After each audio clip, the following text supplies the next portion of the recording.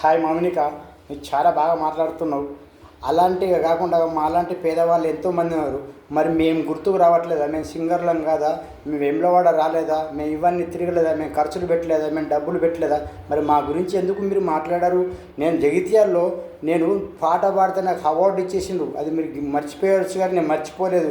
మరి మా గురించి ఎందుకు పట్టించుకోరు? మీకు డబ్బులు బాగున్నారు కాబట్టి మీరు చేయండి. మాలాంటి వాళ్ళు బిచ్చగాళ్ళం మేము. మాకు ఏమున్నది? మాకు ఏం వస్తున్నాయి? లైక్లు ఏమైనా వస్తున్నాయా? సబ్స్క్రైబ్స్ ఎంత ఏమైనా ఉన్నదా?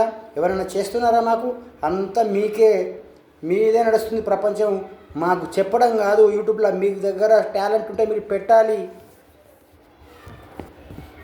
యూట్యూబ్ పెట్టి సంకనాకి పోయినాం మేము. లక్షలు పెట్టినాం. ఒక అమ్మాయి కావాలంటే 10,000 కావాలి, 15,000 కావాలి, 20,000 కావాలని చెప్పి అన్నారు.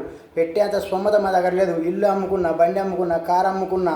నా పరిస్థితికి ఇట్లా ఉన్నది. హైదరాబాదులో నేను ఒక కైకిలి పని చేసుకొని బతుకుతున్నా. నా గురించి కమ్సే తెలియదా మీకు? నేను ధర్మపురి, నేను మున్నూరు కాపు, నేను మీ వాణ్ణి. మీరు కింద నన్ను పట్టించుకుంటున్నారా? నా గురించి ఏమన్నా నా వీడియోస్ చూస్తలేరా? మీరు సబ్స్క్రైబ్ చేస్తున్నారు. నాది బీటీ స్టూడియో యూట్యూబ్ ఛానల్. కమ్సే యాదు ఉంటున్నాను నేను మీకు.